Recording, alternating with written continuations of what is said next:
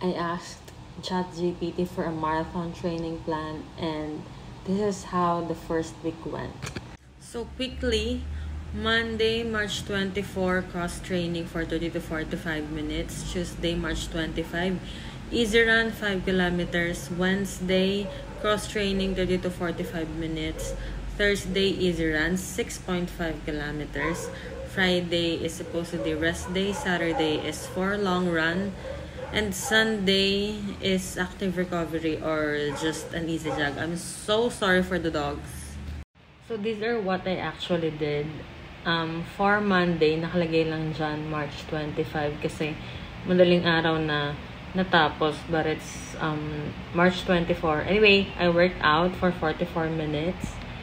And then for Tuesday, 5 kilometer easy run. I did it. 8 minutes per kilometer, okay na din. But ang suggested ni ChatGPT is 6 to 7 minutes. I can't do that. That's too fast for me. And then next Wednesday, I took a rest, but I walked a little.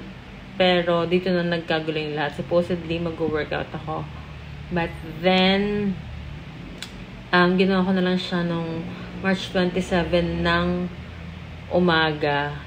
So, I worked out for 33 minutes.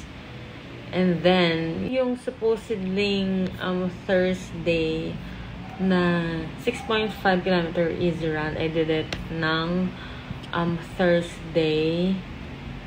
And then, so Friday should be rest day. Yung Saturday na supposedly long run ko, I did it today, Sunday.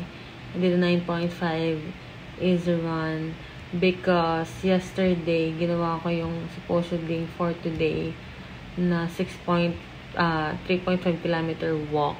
So, next week's schedule is almost the same. It's just that yung long run is 11 kilometers na. And then, yung mga cross-training, I'll do it sa gym. That's just it.